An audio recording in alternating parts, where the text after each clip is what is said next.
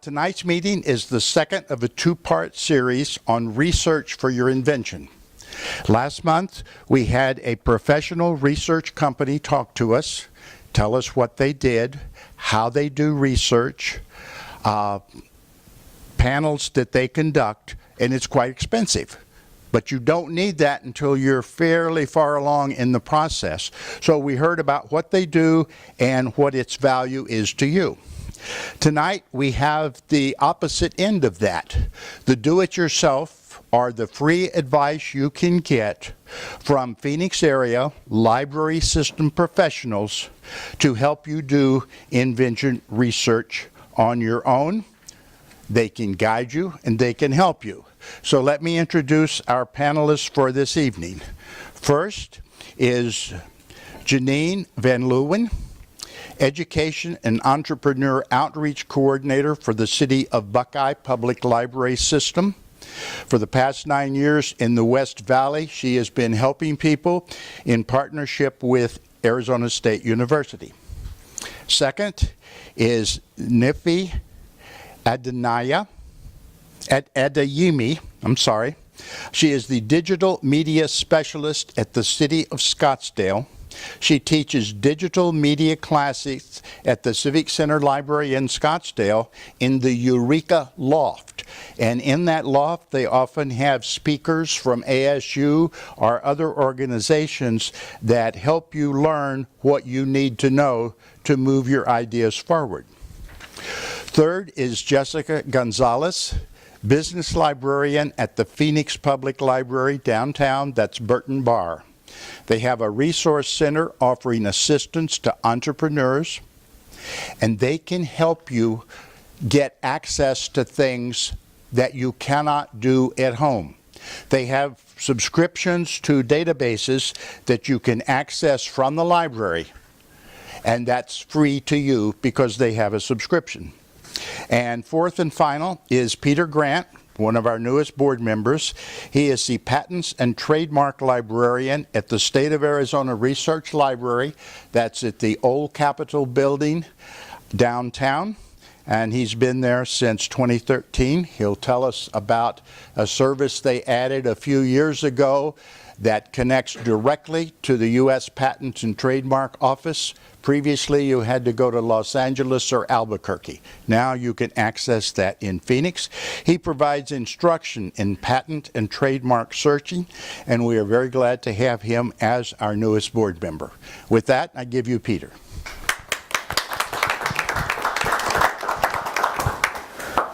Alrighty, good evening, everybody. Thank you for coming. Good evening, everybody. Good evening. Okay. So when Laura contacted me, she asked me to present on the resources available at your local public library. And while the state library has a reputation for being all-knowing on all the libraries in Arizona, that's not quite true. These guys do a lot. So I suggested to Laura that we do a panel. And just out of curiosity, how many of you live in the East Valley? However you would define it, East Valley people, okay. West Valley? One in the West Valley? Central area, okay. How many live centrally, roughly? Okay. I don't think everybody raised their hands. We don't have a north or a south, really. But we can go with that. So my theory was that I could contact these fine librarians and we could have somebody that you could go to if you lived in the East Valley, if you lived in the Phoenix area, or if you lived in the far West Valley. And that way we could get you what you needed, where you needed it. And quite frankly, these guys do so much that I honestly couldn't be a good representative of their activities. So what I'm going to do is talk a little bit in general about library services to businesses, a few things that you would need to know.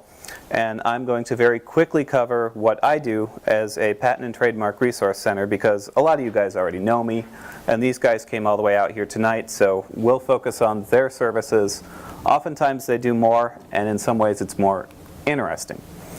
So who got rich going to the library? Well, this guy is one person who got rich going to the library. I don't know if you're familiar with it, but Gallo Wineries was started by two brothers, Ernest and Julio, with $5,900 and a recipe for making wine that they got at the Monterey Public Library. When this gentleman passed away in 2007, he was worth $1.2 billion. Now, admittedly, when they started with that $5,900 in 1933, that was equivalent to about $100,000 today. But winemaking is a capital-intensive business. So who else got rich at the library? And I apologize for this. I wasn't planning on being at quite this angle to the screen, but I do want to read a little bit and point out what is going on here. Elon Musk, when asked how he learned how to build rockets, he said, "I read books." Warren Buffett is very famous for his reading habits. Read 500 pages every day. That's how knowledge works. It builds up like compound interest. And that's very true. The more you know, the more connections you can make between ideas, the more insights you'll have to solving your problems. All of you can do it, but I guarantee not many of you will do it. Mark Cuban, who watches Shark Tank? Come on. More than that, admit it. Everything I read was public. There's no secret knowledge going on here. Everything he read was public. Anyone could buy the same books and magazines. You can also get them at your local library. The same information was available to anyone who wanted it. See that last sentence? Turns out most people didn't want it. And down here we have Malcolm Forbes. He passed away in 1990, so some of you may not be familiar with him, but his net worth was estimated to be between $400 million and $1 billion.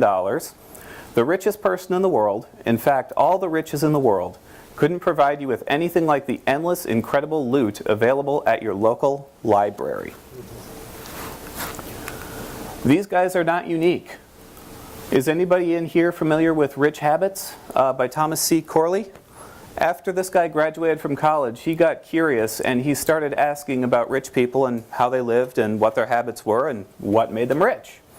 And what he found out was 88% of the wealthy read 30 minutes or more per day versus 2% of the poor. 85% of rich people read 2 or more education, career-related, or self-improvement books per month, compared to 15% of the poor. Do you remember a couple of years ago, Mark Zuckerberg's resolution for the year was to read a book every 2 weeks?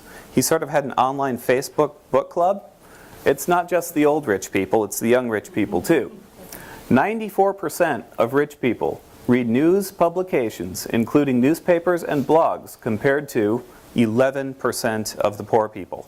Now, for the purposes of this study, rich was defined as income of $160,000 a year, or $3.2 million in liquid assets. Poor was defined as an income of $35,000 a year and less than $5,000 in liquid assets. Have I convinced you to start reading? So here's another thing you might want to know about libraries and reading and business. Laura mentioned that inventors have a tendency to be rather paranoid, protective of their invention. Librarians don't really need non-disclosure agreements. I have a quote here from the American Library Association Code of Ethics, which is our sort of professional governing body. Anything you ask a librarian, anything you check out from the library, they hold in confidence. They're not going to blab it. They're not going to steal your idea. What you say to them is confidential. Here's how serious they are about that. This group of librarians was known as the Connecticut Four. You all remember the Patriot Act? One of the elements of the Patriot Act was that the National Security Administration could send out a letter, a subpoena. And the conditions of that subpoena were you had to comply and you couldn't tell anybody that you got the subpoena. This small library consortium in Connecticut received one of these letters. The letters requested a list of who was using the computers in the library on a certain day. They take their patron privacy very seriously, so they fought that subpoena and they fought it successfully. The case in court was Doe v. Gonzalez. These people actually literally risked jail time to protect patron confidentiality.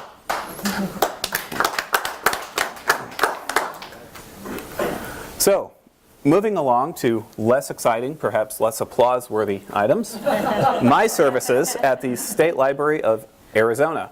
We are a patent and trademark resource center, which means we are one of 85 libraries nationwide designated by the USPTO to make patent and trademark information locally available. Now, some of you may have heard of the USPTO's regional offices that opened in Denver, Dallas, Detroit, and San Jose. Prior to the opening of those offices over the last couple of years, the only local presence of the USPTO going back to 1864 were patent and trademark resource centers. We are the only one in Arizona. Some larger states have a couple. A couple of states, namely Oregon, don't have one at all. So what can we do for you? Well, if you're confused about the difference between a patent, a trademark, a copyright, and a trade secret, come and talk to me. The first step in pursuing a patent is often to do a patentability search to see if it has been invented already or if there's any prior art that might prevent you from getting a patent. I can show you how to do that using the publicly available resources at the Patent Office website. How do I do this? I usually do it through one-on-one appointments. Call me up, make an appointment, and I will give you an hour plus of my time. We will sit down and I will teach you how to use PatFT, AppFT, which are the main databases for searching United States patents. PatFT covers all the granted patents, AppFT, your applications. I'll also take the time to show you a resource called Public Pair. And that's where you can actually take a look at the application file of other patents. So you can see what people are actually sending in and get an idea for what this process you're about to embark on is about. When it comes to trademarks, we will talk about the requirements for trademarkability. We will talk about doing a trademarkability search using the Trademark Electronic Search System. We will talk about the Trademark Status and Document Retrieval database, which is very similar to PAIR, sort of the trademark equivalent. We will also go over the parts of a trademark, and we will talk about the Design Code Search Manual, which is how you actually search for a logo that would look similar to yours. Even if you're not yet quite dedicated or devoted or you haven't chosen your trademark, come talk to me before you do that, because we can help you use this data to choose a more distinctive trademark. All right, now there's two databases I'm going to talk about tonight. One is Reference USA, which is publicly available to all residents of Arizona. You can go to azlibrary.gov. All it will ask for is an Arizona zip code. You don't even need a library card. It geolocates via your IP address. If you want access to Reference USA outside of Arizona, say you're traveling or something, a library card from your local public library will get you that level of access. Now, what's cool about Reference USA is it is an incredibly powerful database. You can find information on manufacturers. You can do market research. Here we have a heat map of small kitchen appliance retailers in Maricopa County. So if you are looking to get your kitchen gadget or your kitchen widget into stores, I know it's not a very interesting map in terms of a heat map, but it looked better than having an actual table there. We can show you how to use Reference USA to get that data, to put together that mailing list, to find that one appliance store that might be willing to carry your invention. Here's another example to illustrate the consumer data available. Here's a heat map of people with a household income of $40,000 to $50,000 in Arizona who like cooking. Again, designed to be visually interesting, kind of illustrates what we may already know, that that demographic would be concentrated in population centers. But a simple, straightforward illustration of the database's capabilities. The other thing we offer, and unfortunately at the State Library this is in-library use only. Some of my colleagues may offer access to the Hoover's Company Profiles database remotely if you have a library card there. Do any of you guys do that? No? You do? Yes. Okay, so Phoenix Public Library does. And do you have to live in Phoenix to get a Phoenix Public Library card? Maricopa County. Maricopa County. Anybody in Maricopa County can get a Phoenix Public Library card for free, correct? Correct. Okay, great. All right, so a Hoover's profile can tell you if a company has a parent company. It can tell you who the major officers of the corporation are. You can learn the NAICS codes or the SIC codes. Does everybody know what those are? Those are numerical codes that are assigned to a business for basically the purposes of classification and searching in databases like this. The industry will have a number. For example, retailers of sporting goods have one number, wholesalers may have another, and then manufacturers yet another more precise NAICS code. They can also tell you the primary competitors of a particular business. Probably the best way to illustrate what you can find in these are actual examples, which I will pass around. We have the Intel Corporation report, which is a little bit bulkier and a little bit more detailed. They provide biographical information about each of the executives, and a smaller one, which is for PDQ car washes, just to sort of illustrate the smaller companies don't always have as fleshed out reports. Okay, we also offer the ABI Inform collection. And this is one of those huge databases that it is almost difficult to describe what is in it. You can learn information about businesses, economic conditions, corporate strategies, management techniques. It also contains first research industry profile reports. Now, these reports, again, they tell you about industry trends, critical issues facing the industry. One of the cool things you can find in their reports are executive conversation starters. So if you are looking to reach out to an executive of a company and you can find one of these reports on that company, it will actually give you tips or topics to talk to that executive about. For example, tips for talking to the CFO of a car wash. How successful are the company's revenue efforts to balance during slow seasons? If you want to talk to their VP of marketing, how important to the company are additional revenue streams, such as car care products, snacks, and other services? I'll pass one of those around as well. So that wraps up my presentation on the State Library. What we decided to do today was work our way east to west. So we will go Scottsdale, Phoenix, and then finally, last but not least, Buckeye for all you West Valley folks. So I will turn, there's my contact information if you want it, things over to Nefi. Thank you, Peter, and thank you again to IAA for having me. I'm very excited to be here. And I'm going to try to go through my slides, but I'm not going to break my neck. So I'm going to talk towards here and kind of address what I have here. So as mentioned, I do work at Eureka Loft, which is part of the City of Scottsdale, part of Scottsdale Public Libraries. But guess what? I'm probably the only non-librarian technically on here. I'm actually a digital media specialist there. It's a grant-funded position. And how many of you actually have been to Civic Center Library? Anyone? That's good. Okay. Good. And so we do a lot. I want to go through all of that, of what we do. But I'm also curious as to where maybe the stage of where you guys are at, if you guys are just thinking. Is anyone just in the thinking phase of their patent idea right now? Okay. Has anyone actually, they know the idea and they're like moving forward with it? Okay. And has anyone already created something that they're trying to market? Okay. So in the digital, what we do at Eureka Loft, it's on the second floor of Scottsdale Public Library. It's really a co-working space that is for entrepreneurs, inventors like yourselves, and people who want to come network, have classes, learn, grow. So we do a lot of things. I'm not the only one that teaches there, but you can go to our websites, and you would see a lot of different things that we have. Let's see if we have a.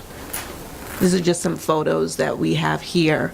So what we have a meetup page as well that we have people that who we like to have people sign up, because that's the Scottsdale Public Library is going to have a calendar that shows all of the different classes for children, for adults, but for Eureka Loft, it's specifically for business owners, entrepreneurs, inventors. So we have a meetup page that's meetup.com/Eureka-Scottsdale, where you can actually look and see every class that we have offered at Eureka. And we are associated and work with ASU and SkySong, so they do ASU Startup School. I teach digital media classes, which is digital media as well as marketing. So sometimes people want to come and think about the marketing aspect once they're done with their invention or they have their idea, but I get people in all different phases, whether they're starting, they're thinking about, and it's not just obviously inventors, it's startups that maybe it's a service that they're offering, or that may be a product as well.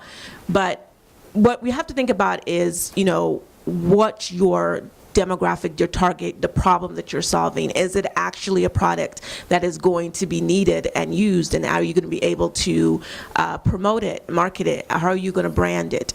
So before everybody I know has a great idea. You have the idea that's going to change the world, but it's important to, talk to people that have been in business that, can help you look and understand your target audience, help you look and understand how you're going to market it and how you're going to brand it at any phase. And definitely I always encourage even before you get started as well. So in our digital media classes, I'll take them through branding for your business, for example. So understanding what your brand is, which is really a belief system, understanding who your target audience is, doing the research that it takes to actually get to the core understanding of that, and then going through some other marketing ideas. So this is just going to be showing, so probably some things that I'm saying, this is our meetup page right here, that you can also, so I definitely encourage all of you to join as well.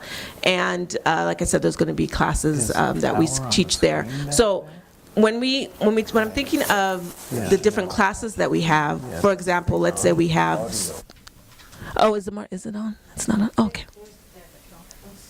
Oh, that's okay. Yeah, they can see, and like I said, I'm going to be talking more about what we offer you. So don't mind me if I'm not looking. you can look and see. But this is a picture of some of our venture capitalists. We have some mentors that you can book one-on-ones with to talk to. So Marty is on there. He has been a venture capitalist for many businesses and launched. He's actually associated with different organizations that actually pick the best companies to invest in each year. They do competitions, and he's one of those that makes the decisions. So he's also one of our board members, or he'll come to a lot of our Eureka meetings and discuss what we're doing. We have some sponsors that help us out, and what else we can do to help entrepreneurs out.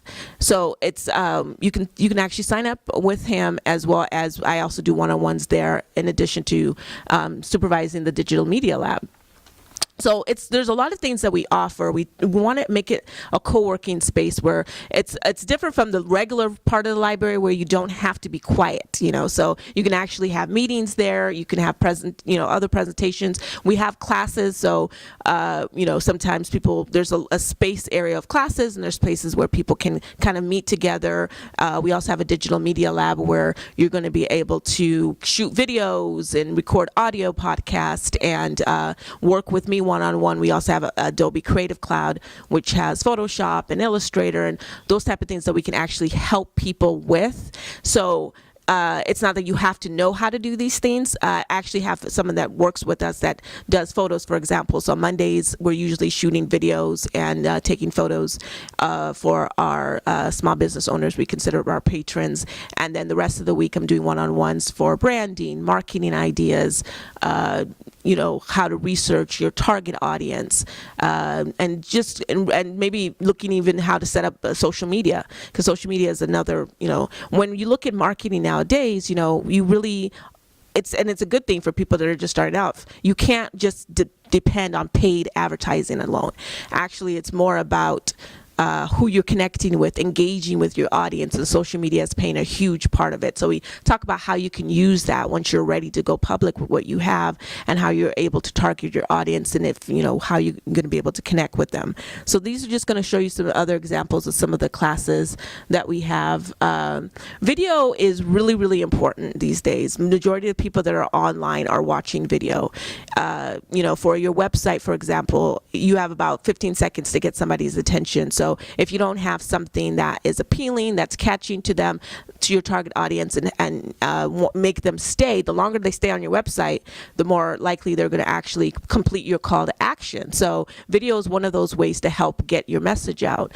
There's new videos like whiteboarding and explainer videos. If you haven't seen those, you should definitely look those up, where will help people visually understand what you are talking about. So it's not just a talking head. We do have a green screen in our digital media lab, so you can come in, do an intro video, and discuss, introduce yourself. And there's different reasons why you're going to want to create. Maybe you need investors. They want to see your face. They want to know who you are. Maybe that's when you're going to put your face on camera and talk about your product. But when you get to the point where you're trying to actually market to an audience, that may not be the best way to go about it. So we kind of talk about what are the best techniques and what are the best things that you can do to create content that will be actually engaging. So few other things. Social media marketing is huge. This is the third year that I've been at the library, and it's a grant funded position. But what I've learned is that a lot of people are very, very interested in the marketing aspect of it. And like I mentioned, social media as well. So we do gear a lot of our digital marketing classes, where it be email marketing, social media marketing. We try to show people how to go about using it for their target audience. And it can give you some, research numbers. For example, if your target audience is people over 65, you're not going to necessarily go to Instagram to start promoting, because everybody there is, much younger, but Facebook has a much larger crowd of older people. So you want to look and think about who your audience is, and that's what we go through, talking about personas and describing that for people and talking about what your problem you're solving is. And when you can truly identify and understand that, then you're ready to kind of move on to the next phase of creating, preparing, seeing who you're gonna market to, and so forth. So we also have access to the Digital Media Lab, and here's some of the equipment that we have there. We book once a month for patrons, so people are able to book with me once per month, and we can do many different things. So video production, we've got the green screen there, we have the cameras, we have the tripods, we do have Adobe Creative Cloud, like I mentioned. So I'm always there to assist you. I do get some people that say, hey, I just want this space. I either know how to create this content myself, or I need to, I just want the space, I have my own equipment, so you can actually book out the space. You don't have to have me there, but many people are trying to focus on their inventions or their businesses. They don't want to become the next, videographer and, make a movie. They want to, they need that assistance for somebody to help you. So we do help you shoot the video. We do help you edit it. We do help you, talk to you through how to market it and talk to you through how to set up your website as well. We do have Audition that we use for recording audio, for voiceovers, and we used to have, I think there's might be Pro Tools on there, but we actually use Audition now and GarageBand. And so we kind of look at also when you are ready to go and promote, what are the most important things? When you look at video, audio is really important to have, a great sound to it. So, it can be, that's one of the things that separates, a really professional video from an amateur one. So we'll look at that and say, okay, where are you shooting it? What's your script look like? How are you presenting yourself? We also have a teleprompter. So we do definitely allow people to use that, but I always encourage people to kind of know what you're saying, so it doesn't sound like you are too rehearsed or too fake. You want to sound as authentic and natural as possible. And this is not just for video. This is anytime you're talking about your business. You should know right off the top of your head, I would always talk about your elevator pitch and knowing what it is that you were talking about when you were ready to start talking about it. And so this is just some contact information of where reaching us, if you can see that. So like I mentioned, we have a meetup page that we keep pretty active with all of our classes. And we also have, let me go back to, we also have I don't know if my email address is on there, but I do have my business cards. And then the general contact information, it would be Digital Media Lab at scottsdaleaz.gov. So yeah, I just encourage you. I teach a lot of digital media classes, marketing classes as well. Normally it's the second and fourth Wednesdays of the month. So we'll do like Facebook, Instagram for business. We'll do video production. We'll do branding, like I mentioned. So really go through the whole phase and try to get you, no matter, I get people that have maybe don't even have an idea to people that are already in business but need to figure out how to continue to market their business and launch it, and to get more people that are in their target audience to see them and know them. So definitely encourage you to visit us, and I think that's all for me. Yeah. So. Alrighty, thank you. So now we will move on to Jessica Gonzalez with Phoenix Public Library at the Hive. Okay. Hello, everyone. My name is Jessica. Thank you so much for having me tonight. I have the honor of managing the Entrepreneurial Resource Center called Hive at Central at Burton Bar Central Library. How many of you are familiar with where Burton Bar is? Okay, great. Phoenix Public Library has 17 branches all throughout the city of Phoenix, and Burton Bar is located in central Phoenix, right off of Central Avenue, in between Roosevelt and McDowell. So it's a 5-story building. A lot of people are like, I don't know where it's at. It's pretty large, but I can understand, because to be honest with you, before I started working there, I didn't know where it was at. So at Hive at Central, the core of what we're doing is really providing resources to, providing resources to individuals who are looking to start their own business. We operate as an entrepreneurial resource center, so the way we develop the space is to really provide meeting rooms for individuals who want to have meetings. It is the only space in the library that you can reserve meeting space for free outside of our study rooms. It's a dedicated space just for business owners and entrepreneurs. Again, going back to what Peter said, we really do hone in on privacy. So we're really only asking if you are a business owner and what your business name is when you're booking those meetings. We don't really inquire on what the meeting is about or anything like that. Our rooms are very eclectic. The space itself is big open windows, very kind of, hip, modern. And so there is privacy, but there is that, people can see you, kind of like how it's laid out in this space here. And so in offering this space to entrepreneurs, we launched in January 2014 with the help and support of the ASU Entrepreneurship and Innovation, as well as the support of our leadership at City of Phoenix. And with that launching, we were able to secure space to do the work that we do. So to give you an idea of what Phoenix Public Library used to look like, this is directly across the street on McDowell Avenue. It is right next to the Phoenix Art Museum, and this is where Phoenix Public Library used to be. It's the first building. And so since then, we have grown into what I call is the mothership. And when you walk in, it has this very futuristic look. We're going to be celebrating our 21st year in this building. And a great celebration for that, the slight little plug, is the summer solstice in June. Great opportunity to meet the architect of the building and get an idea of what the building's essence is. It's designed to capture the summer solstice. So if you've never been, please come visit us in June.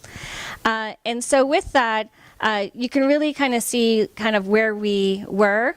This is probably a 1-story, 2-story building to going into a 5-story building. Hive at Central is located right on the second floor, kind of like in our resource floor. There's a lot of different resources there. We have a college resource center. We have an Arizona archival room called the Arizona Room, which is very beneficial for those who are looking at property searches or trying to do research on specific locations that you're trying to move into. If you're looking at a historic property, you can kind of track how that property has moved. We have a lot of different individuals who use that space specifically for that type of research. So it's really nice that it's on the second floor because it complements Hive really well, depending on what direction you're going with your business.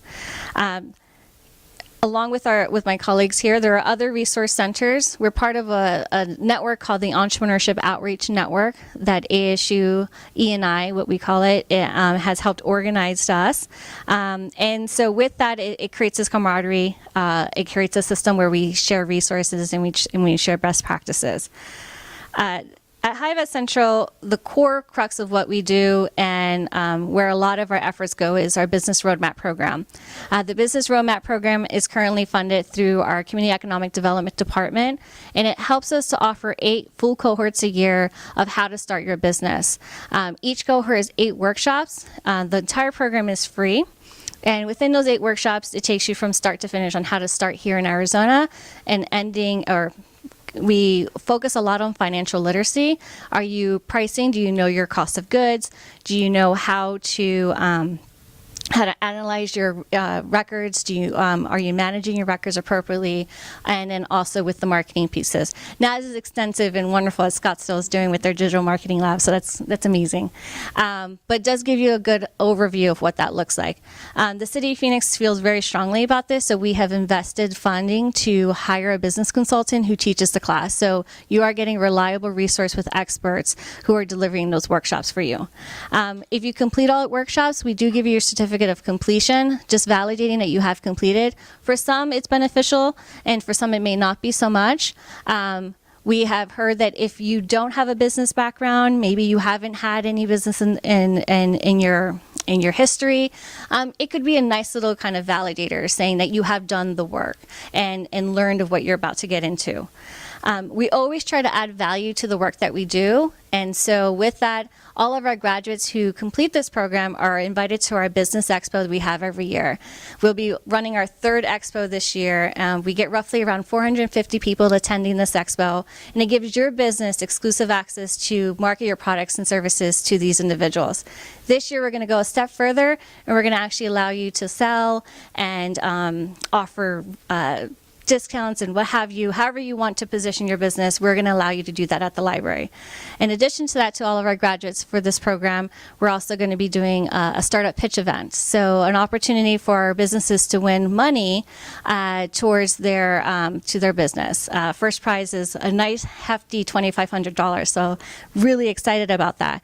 So these are all just unique opportunities if you complete our program that you now have access to, and it just creates a more viable system to create a pipeline of access to capital for businesses in the Valley. Although we're Phoenix Public Library, part of the City of Phoenix, we do serve pretty much all of Arizona. We've had individuals come from Tucson just to attend our classes, and then all throughout the Valley. So when you're interacting with your public libraries, just know that we serve all Maricopa County with our content, so like checking out books, etc., using our databases, but programming is really open to anyone who's able to get to our locations. So we don't restrict that in any way, and we don't impede in any way for that service. So next up. This can be a good idea of kind of the workshop titles and what to expect when coming. They are every Tuesday and Thursday evening, so it is going to be 2 hours of your night for 4 weeks. But it is good quality stuff, and we're constantly listening to our customers and adapting to what they need the most. It's great to come to these classes also and just to take a look at the space. Again, I mentioned the meeting room spaces, so it's a good opportunity if you wanted to meet with some of your business partners before the classes start or even throughout the day. It does operate as a co-working space, just like Scottsdale Eureka Loft, so there is an opportunity for you to set up meetings. We utilize and give you whiteboards and all kinds of materials to make sure that you're set up for success. We do partner with a lot of organizations, so if they need meeting spaces to present to their group, it is an opportunity there, and we do lend that opportunity to our partner organizations in the Valley. So if that's ever something that you need or any of your collaborators need. Also, if you are brainstorming your product or idea, you can always reserve one of our spaces and think tank it out right in the Hive. So you have this expert research staff there that can help you with any of the pop-up questions that you may have during your meetings.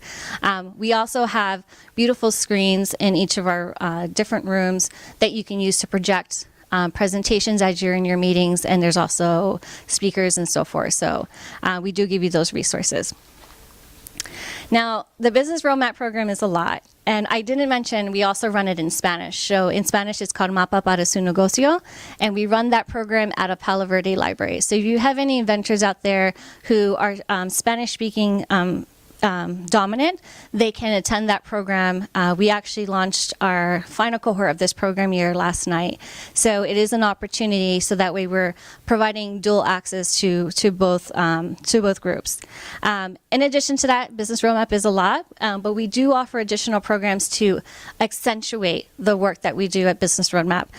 So these are other topic areas and other classes that we do offer that you can see. We have a partnership with the IRS, which, when I thought of this idea, many people were like, no one's going to go to that. What are you thinking, Jessica? And I'm like, let's give it a try.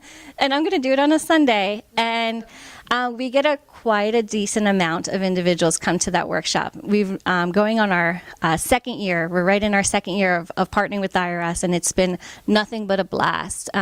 We see a lot of record bookkeepers and so forth of businesses. So as you're growing and incubating your ideas and growing your business, just know that these are opportunities where you can send your staff and help to elevate your business. You know, a lot of times it costs a lot of money to go to a QuickBooks seminar. You know, it costs a lot of money to do these little things. So why not kind of access these free programs that the library is offering? You know, we also launched a new series called the Nonprofit Navigator. One of the things that I've identified, my background's in nonprofit work, so one of the things I identified is there's very few resources out there that can help to support nonprofits as they're looking to develop their fundraising plan and also searching for grants and so forth. So if this group or any other organizations, if you're part of a board, just know that there's opportunities there that we can help you utilize our databases in-house. We have access to the foundation directory. It's an online resource where you can search for grants and help to research how to access those grants, and they have different products in that. That product is only available at Burton Bar, so you would have to come into the Hive.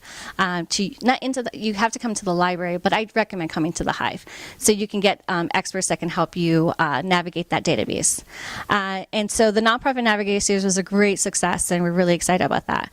We do offer mentoring as well. We've partnered with SCORE for our mentoring. We also have representatives from our Community Economic Development Department.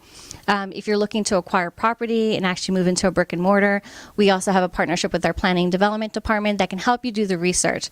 A lot of times what we see is businesses who are going into that direction may not know the intricacies of the contract, or may trust the individual that they're doing business with, and they may not get into the best deal possible. Maybe they're moving into a building and they want it to be, you know, X, and that building is not designed to support that type of business. So it's really good to get an unbiased advice, and so coming to the Hive and tapping into that is good for you.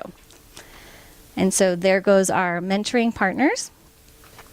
And then just to get an idea of how we've been performing. So since 2014, we've had over 64,000 visitors come visit us. We've offered 546 workshops total, in which just helping entrepreneurs and business owners and just educate themselves, you know, going back to constantly learning, because as you grow and as you start hiring and so forth, it's always good to just kind of know what your staff is working on and know that you know how to do it first. We also have incubated 120 startups. So these are individuals who have gone through our programs and successfully launched. Now, we solely operate as an educational space. So going through our programs is just a support system along that road. We highly recommend as a space to explore all options that are there in the Valley. There's wonderful accelerator programs, and and incubators. So if you ever want to do some research on that, azcommerce.com is a great site to kind of look at all the different types of facilities that are out there that offer support. Not all of them are free, but I always like to say, go to the free stuff first, and then start to carve out what you're willing to invest in. And so, and it's good to kind of go that route.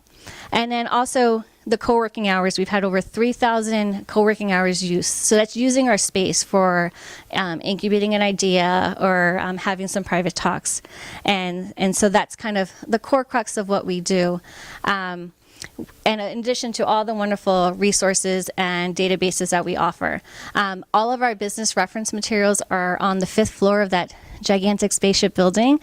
So we subscribe to many business magazines, a lot of finance newsletter periodicals, and then also a lot of in-print materials. You can find out more information about Hive at Central and Phoenix Public Library by visiting our website, phoenixpubliclibrary.org, and then /Hive. This is my contact information, and I invite you all to come visit Hive. I did bring some flyers today too of some of the upcoming workshops that we have. So if any of you are interested, I can always provide that to you at the end of the session. Thank you. Okay, thank you, Jessica. And now we are on to the services available in the West Valley. Janine Van Leeuwen from Buckeye Public Library. Wonderful. Wow. Well, Mom always said surround yourself by the best. And tonight, by you ladies and this whole room, I'm doing pretty good. I'm listening to my mom pretty well here. That is awesome. I do have some handouts, a little bit, just give you some ideas of what we do and what the libraries do. Thank you so much. And some of it will be more relevant to the library itself, but when you look at it, you'll see a little bit about who we are, maybe give you some ideas. If nothing else, there's a wonderful blank sheet on the back that says ideas, which as inventors in the room, I bet you all are having ideas that have nothing to do with me as a librarian today, right? You're like, I have some great things. So, by the way, I too, when I took this job, I am neither a librarian nor an entrepreneur. I had to learn how to spell that when I was offered the job. But what I was and am is an educator. I've been in the West Valley and have done education outreach for the past 9 years. And when this position opened up, it was right at the time that the partnership started with, it was ASU, Entrepreneurship and Innovation, Libraries and Economic Development. Or when I explain to others, and I started, it almost sounds like a joke, where you say an economic director walks into the room along with an ASU professor and a librarian. And then you pause and you wait for the and. But the and was quite impressive. The and was amazing. And the what can we do with this was incredible. And on my first day of work, I was given the keys to the car and the code to the building because I had to show up there like 6 a.m. And they said, Janine, you're heading off to ASU to be trained on this new program. I'm like, great. We headed down and we went through this training, and one of the greatest things that came from that training is they said, when you develop this incubator, when you develop this program for your community, for the people you work with, be treating it like a business. Be treating it like a business and make sure you're understanding truly what it is you're doing. And as you said too, I'm going to probably repeat a few things, but who are you doing it for? And one of the greatest things they started with, and this has turned me into a nightmare to the staff, because they teach you to start with why. Always start with why. What is the purpose? How many of you have heard of this gentleman, Simon Sinek? Okay, if not, I'm giving you homework. By the way, did I mention that I taught for 6 years? Gave tests for 6 years, so you have homework for no, you don't have it for 6 years, but you do have homework. I want you to YouTube this man. I want you to YouTube the Golden Circle, and there's a shorter version of it. But Simon Sinek goes with the concept of why. That we need to start with why, but we're trained to start with the what. Majority of us know what we do, if we're lucky, right? And if we can go with it, a lot of us know how we do it. But very, very seldom do we know why. And so it's important for you guys to know why you do what you do. It's important you know why your product is of value, and you guys hit on that. That in order for you to market it, or before you even get it to marketing, you got to know, is there a need for it? Is there a value? Is there why? Is there a pain or a gain that it brings? And so when we develop our program with the library, we were encouraged to really work with our entrepreneurs on this. And so we start with that. So I'm going to give you 10 seconds of silence from me. And I want you to think about your why. What's your why?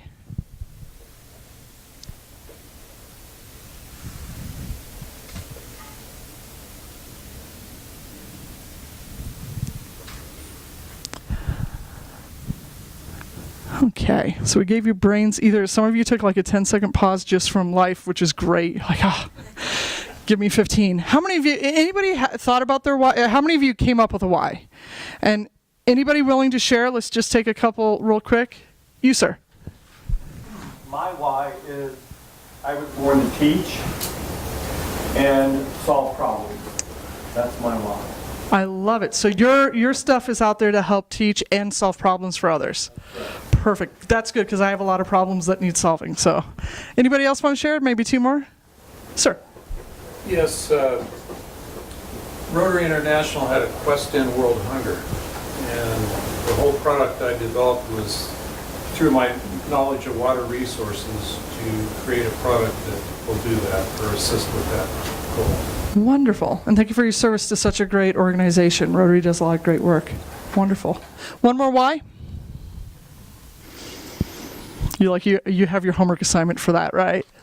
Okay. So for us, we went along the same lines. We had to think, what's our why? For us, for those of you who don't know, Buckeye is heading out. Like, if you get to us, you might be on your way to Disneyland. And if you want to stop, that's great. Buckeye is actually, it's been around for a while, but up and coming. We just went from town to city 2 years ago. I love sitting here, too, because it's actually we don't have a two-story building at our library, maybe one day.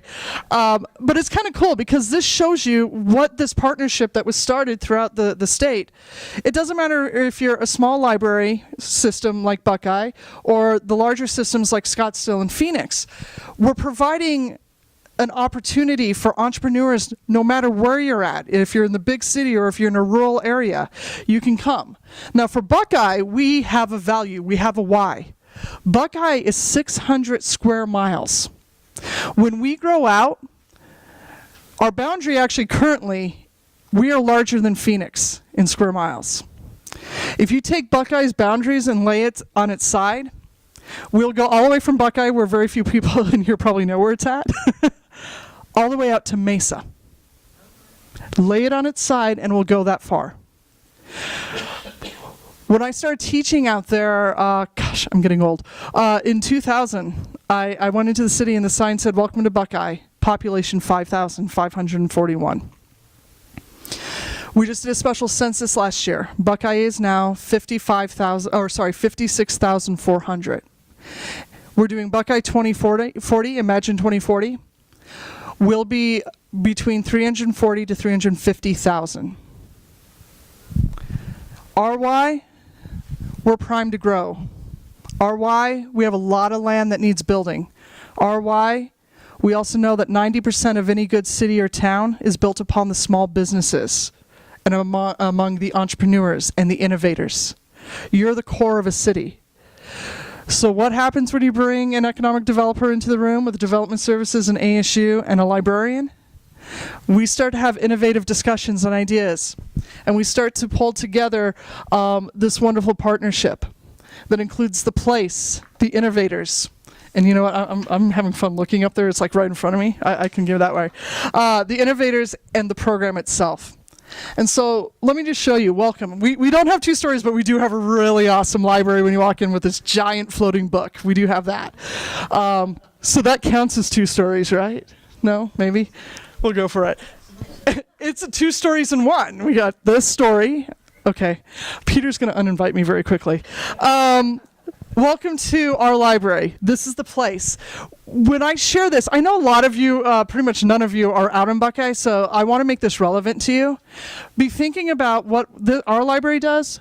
Other libraries are doing them throughout the state. And if you go to ASU Entrepreneurship and Innovation website, it lists all the libraries with programs.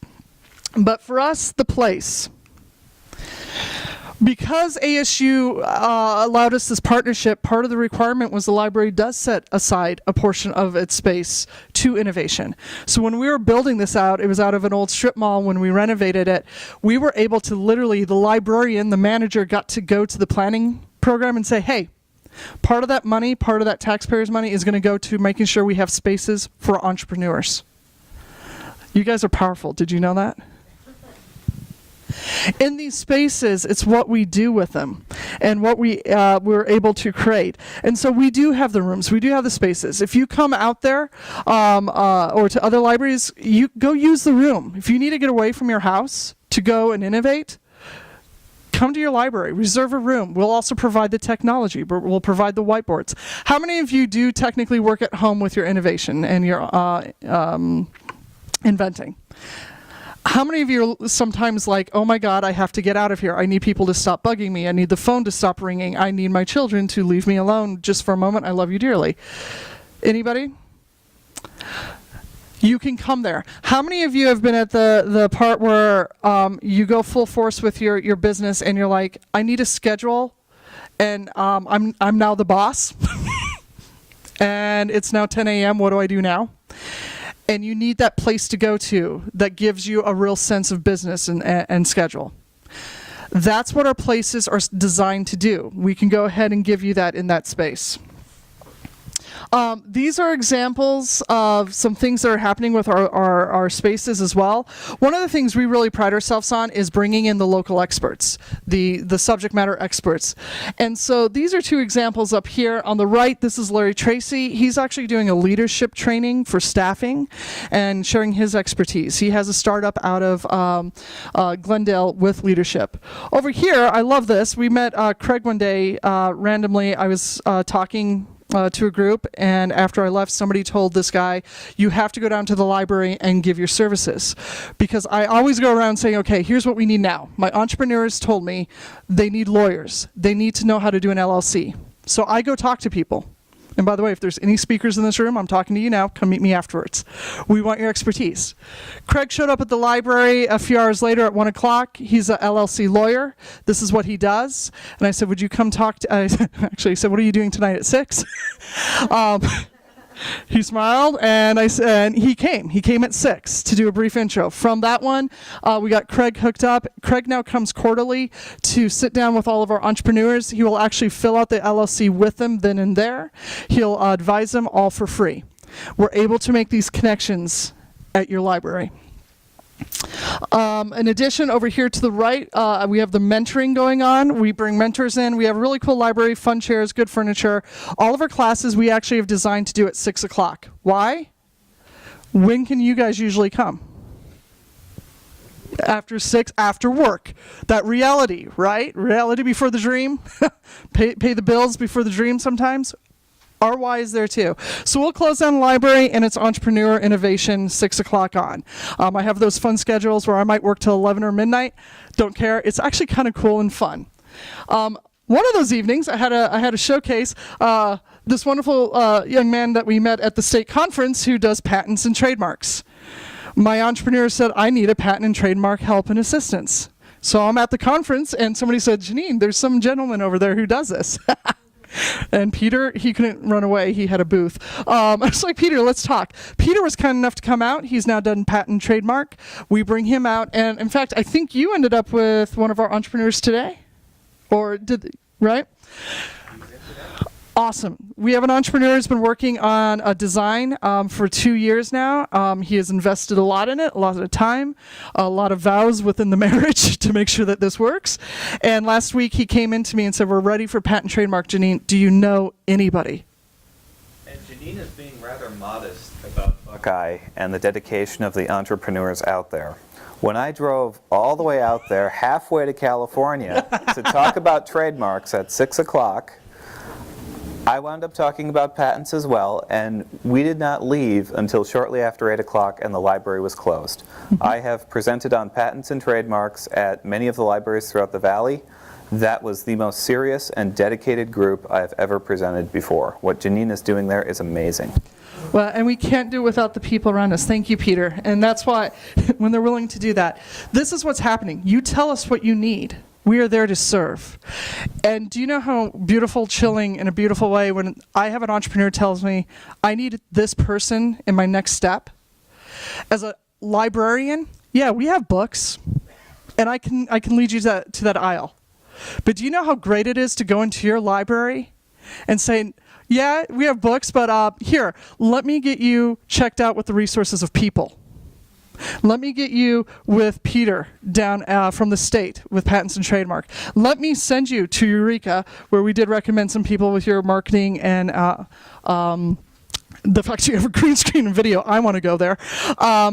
We actually had people coming out all the way from Tempe, and I love having them, but I did tell them, I said, we actually have some out there in Tempe and Scottsdale.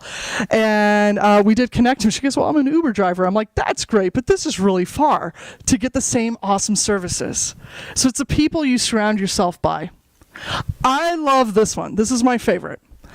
One of the people we've surrounded ourselves with, and you've heard us talk about the Small Business Administration. Has anybody had to work with SBA before? Okay. They're actually a fantastic resource. They have a great online component. If you need to do a business plan, you can actually go on there, create your own account, and they'll walk you through the steps, give you examples. It is amazing. But of course, people are the real thing. Delia Gomez has become our contact for the West Valley. She goes all the way down to Yuma. I've brought her out quarterly too. I'm surprised people still talk to me or answer my emails. But I realize time, distance, and money, they're difficult. And we need to connect more. So I asked Delia one day, I said, I need you more often than I know I can get you. Have you thought about Skyping? And she said, we've never been able to get the tech support to help with it because there's a lot of things going on and that's low on, we just can't do it. I'm like, if I can get you the IT guy to help set this up, would you be willing to try it? Delia Gomez, who on her 25th wedding anniversary actually drove out to Buckeye to speak, round trip 100 miles. So she's done at least 500 miles round trip now.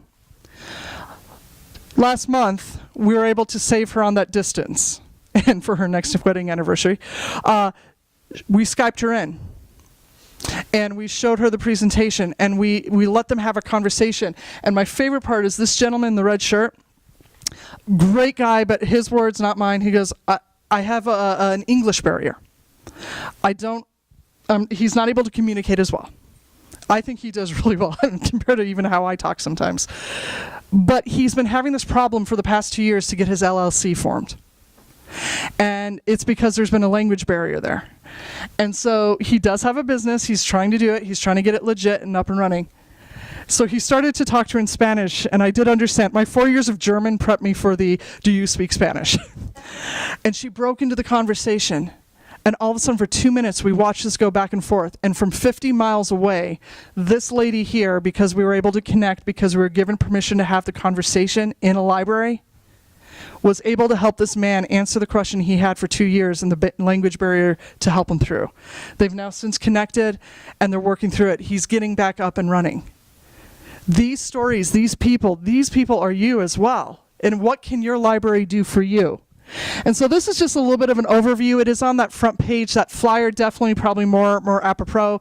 That was our January to May or April. But at the core of it, we do the startup school through the ASU training. That's where I actually will do the curriculum from ASU, and we bring in guest speakers. The guest speakers is what we find most valuable. Then we also do what are called the specialized classes. You tell me what you need, we provide it. Facebook for Businesses was a big request. We put on a specialized workshop. Canva, patents and trademark. We also, the LLCs, just different ones that will come up. We do the specialized. And then every Monday, thanks to the Hive, we learn, and we steal ideas in a great way. We love what the Hive was doing every Monday. They did meetups, a way to start the week, a way for people not to feel like an island. Any entrepreneur out there sometimes feel like an island, like you're by yourself sometimes? Probably not in here, actually, because you're doing exactly what you're supposed to do. Sometimes entrepreneurs, we hear, they're islands. And so we want to provide that through meetups. These are resources. You've heard of several of them. The Reference USA. For Buckeye, we actually have our own. It's called Grow Buckeye. All of our demographics are on there. This is through economic development. It's part of the partnership with them. I bet you if you look at your own cities, check with them. They'll probably have something where your demographics will be placed, including we have incomes, population, everything you need to write your business plan are there. And then also through one of your databases, thanks to the state library, it's called Gale. It's documents, a lot of your legal documents and resources and links. Another great resource. We do use the Business Canvas as one of our main tools through ASU. We do some classes on that, but guess what we start with on this one? What do we start with? Oh, say it like you mean it. A little bit better. I did mention I taught, right? One last time. You start with why, and it's actually that center box there, your value. These are just a couple of the people. John, he's now into his third business. We bring, once they go and work with our programs, if they have businesses, we actually invite them back, come be guest speakers, and tell us your story. And the best part of the story, and so when you go out to places and you go listen to people, they come, they're like, well, Janine, is it okay if part of my story, can I talk about my failures? My answer is, oh my gosh, yes. It's exactly what you said.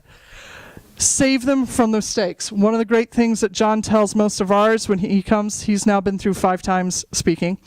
He spent $1,000 on an ad in Buckeye in a newspaper.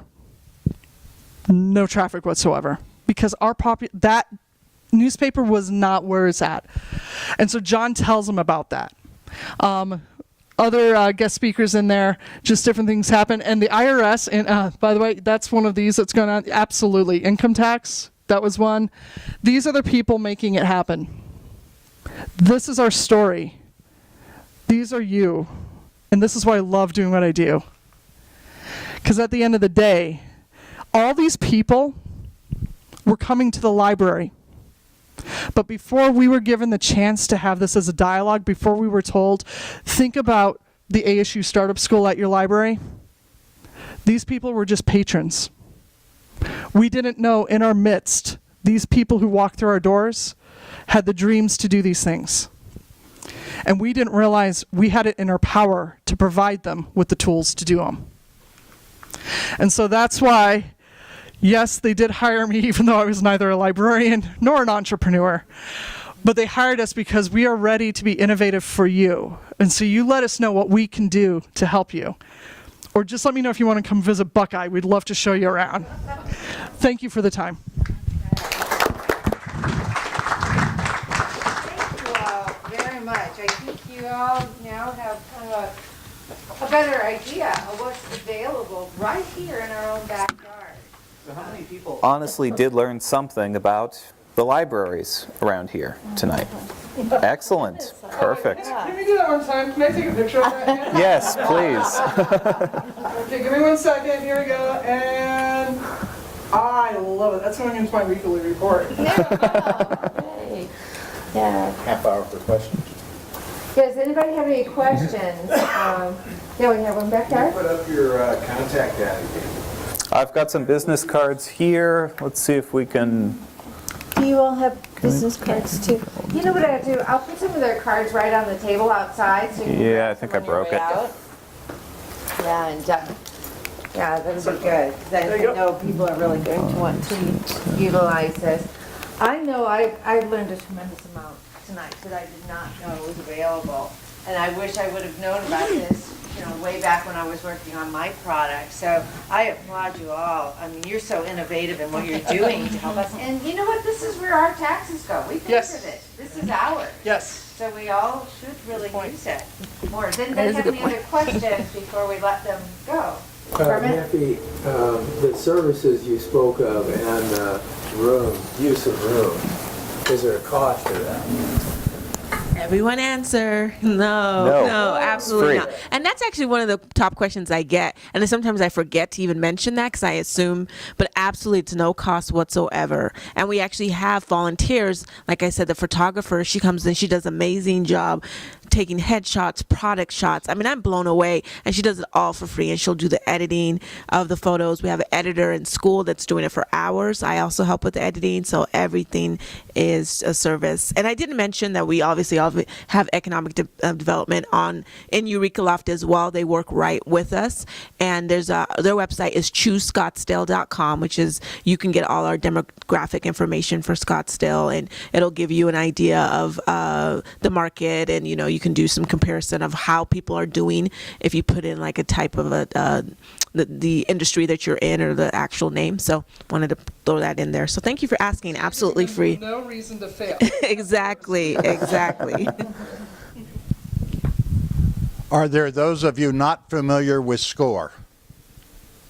Everybody knows what SCORE is? Not sure. Service Corps of Retired Executives. They're available all over the country. They have a branch in Phoenix.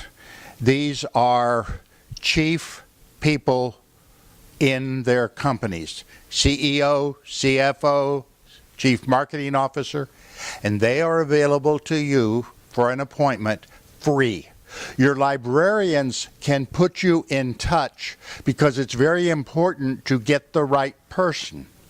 Often they have somebody in Phoenix, but they have people throughout the U.S., including Hawaii and Alaska.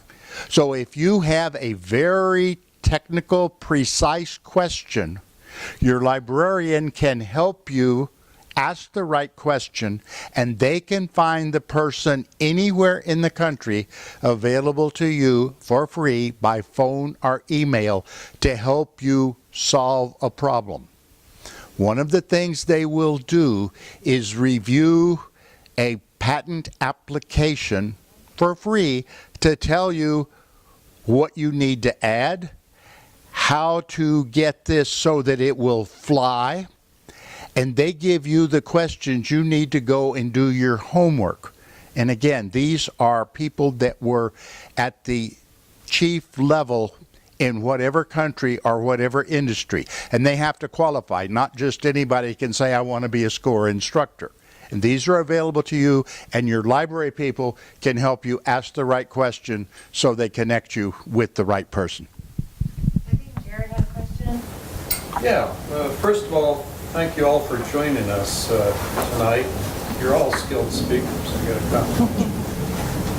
I got a question I want to address to each one of you. The next research project I'm doing is on Amazon, eBay, Alibaba. And I need to know how to network through them. I need to know how to market through them. I need to know people that have had experiences with them. What would your groups help me with for each of you? You're doing Amazon, eBay, all the major retailers, online retailers. so you're looking to do sales on there and get your product on there? Yes, and I want to understand everything about them For the research part. Well, for us, a couple things. So what I would do, like if you came to me, first of all, this is where the things, we're not going to be the experts on every specific thing. What we're going to do is connect you with the right people. So like right off the bat, because we've created a network in Buckeye, we do have a gentleman, he's one of our mentors now. He started a health drink a couple years ago and has been building it. And anyway, last year when he was speaking to our people, that's when he had stated that they had just been accepted onto Amazon. But then he shared the process he had to go through to get on there. And so what I would do is basically connect you with Brian and say, Brian, this gentleman wants to do basically what you just did. Can you tell him the woes that you went through? Tell them the ups, the downs, what steps and stuff like that. So that's one. There is the research ahead of time. You can go ahead and research. I mean, you can do this stuff at Google, but it does come starting with your why and truly knowing your customer. No matter what you do, doing a customer analysis and really, I basically say you got to become a CSI of your customer, the ins, the outs. You're going to psychoanalyze them because when you get them onto Amazon, there's some really cool things that you can do to vet them. But I would get you, I'd be happy to connect you with Brian Grabowski. We'll talk afterwards. I'll do a virtual intro if you get me your info tonight. And I do similar things. There's people that a lot of my patrons and the entrepreneurs have been on Amazon and have done, Alibaba. So they give us a lot of experience. So networking is good. But one of the things I will say is once you're ready, you've done your why, you have your product ready to go on Amazon, you definitely want to join a group review. So what that happens is that you're going to be a part of a group where they're reviewing your product and you're getting product as well. If you're part of that, you're either the receiver or the giver of the product. And what that does is once you get reviews on Amazon, it's all about getting reviews and being on the first page. And you have to be consistent with that. So in order to be, when you're on, when they're looking for your product and they have there's certain research, they're looking at the target words. If you're on the first page, just like with Google, the joke is like the second page of Google, you find dead people. It's like, that's where you hide a dead body. That's what they say, the second page of Google. Same thing with Amazon. So the goal is be on the group reviews and be consistent, and you be on the first page. And I've seen and have success stories of people that sell everything from bath bombs, to Halloween toys and stuff that are doing extremely well, more than they ever thought they could because they joined those group reviews. And there's a lot of different steps like she was talking about.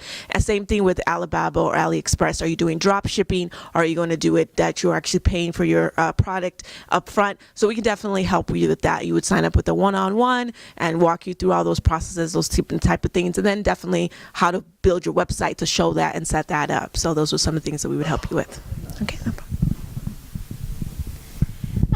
On my end, I would say that what hasn't been covered is just truly understanding the shipping methods, kind of what was referenced, but also understanding the Amazon process, understanding that customer service policy really, really well. I probably would also go in some in-depth searches on competing products that are on Amazon and kind of seeing how they're navigating that, because Amazon's really, really strict. And I'm sure that process is also mimicked in the other spaces. So we would just, that's kind of what we do is research. So how do you begin to build that research process? And so that way you don't feel overwhelmed. So how do we take that big nugget and then chop it up into smaller pieces so that way it's a little bit more digestible? And so, so such a specific question, we would just help you narrow it down so that way it's a little bit more manageable. Okay, did you mention what your product was initially? It's called the Limitless Greenhouse. It's a system that grows food all the time. Okay. It doesn't have a season. My approach would be, why do you want to market on Amazon or online, and are other people in your industry doing that? So I would actually take you to Reference USA. I would take you to the industry and company profiles, and I would say, let's look at what other people are doing and what their concerns are with selling online to make sure that you're devoting your resources to the right direction so that you know that you are reaching your target customer.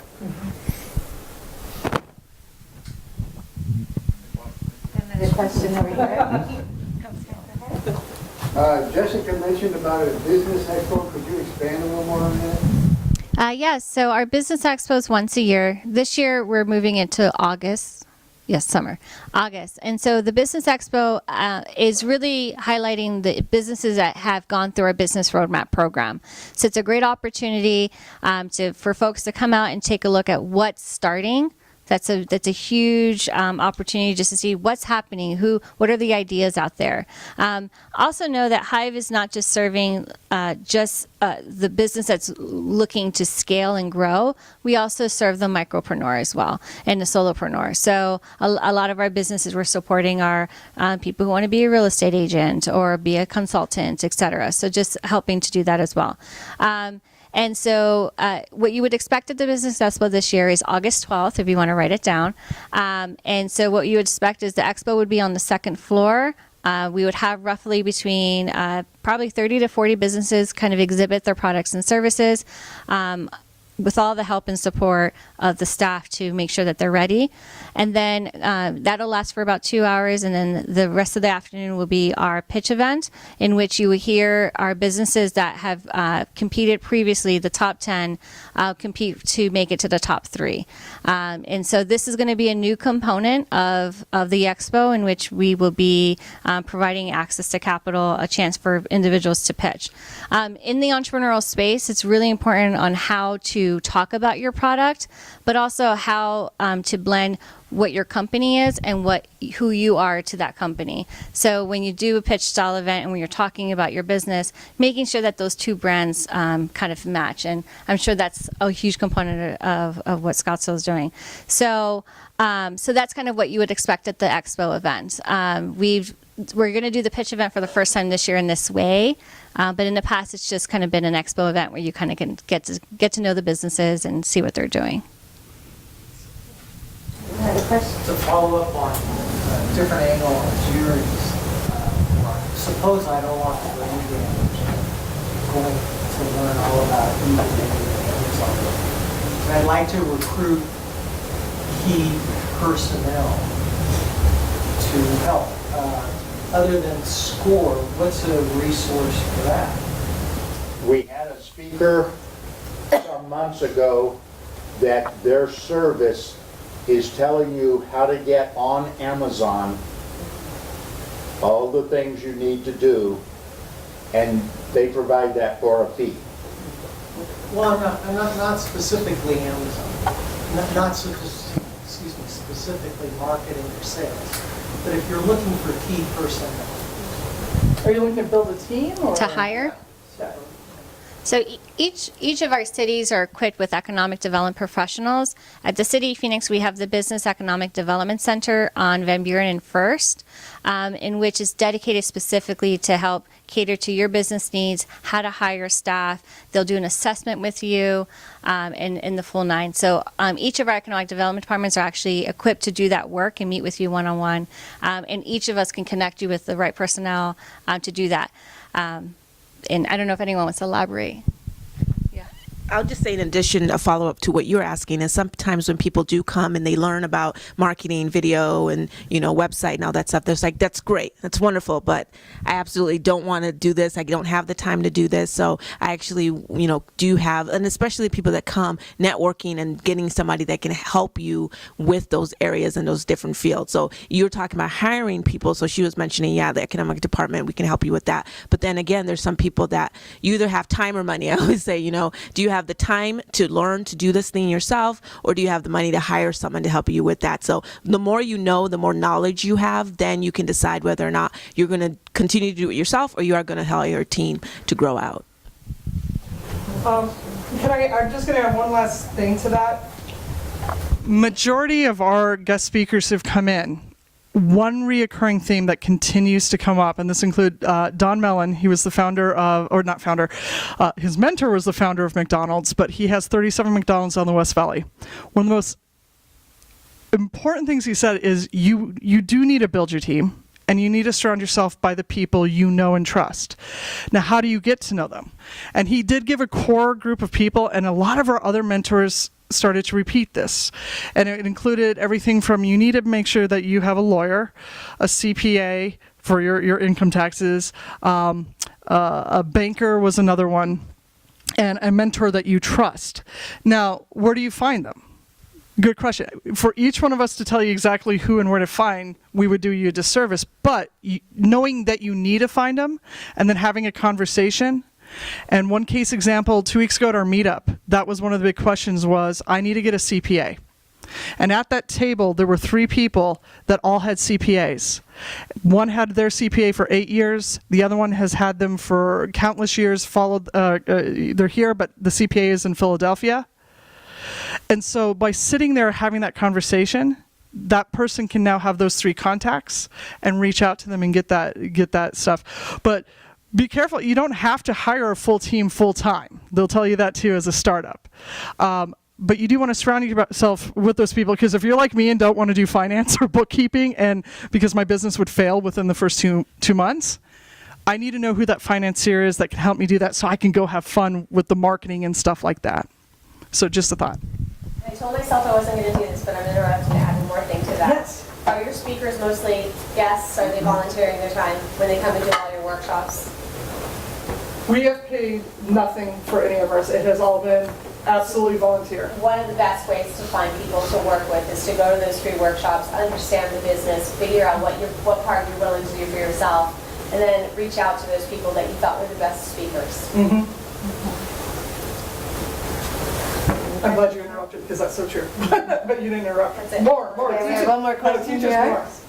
Yeah, so for something like, for example, this is all brand new to me, but I've just got some ideas in my head for some specific products. So I guess my question is, who's the first person I would want to talk to start putting a plan together to get to put a plan in place Business plans? Or a product? for products? Here. Anybody, just start doing it. Involve intellectual property, patents, trademarks, copyrights. Yeah. Then I can talk to you if you want to make an appointment with me. But realistically, This is Peter. Searching, has it already been done? We've had people with very good ideas that after an hour of searching, they find it was invented 20 years ago. They cannot get a patent. So stop that and do something else. Or market it really well. come up with a distinctive trademark, yeah, and market it really well, 20 years ago, yeah. that patent expired, you Right. can't manufacture it. Any other questions? Okay. Peter, what are your general hours? We are Monday through Friday, 9 to 4. Our hours are currently unfortunately bound by the fact that we are located literally in the center of the state capitol building. I do often partner with these folks to make myself available at working people's hours in the evenings at public libraries throughout the valley. If you really, really can't reach me during those hours, we can work something out. Any other questions?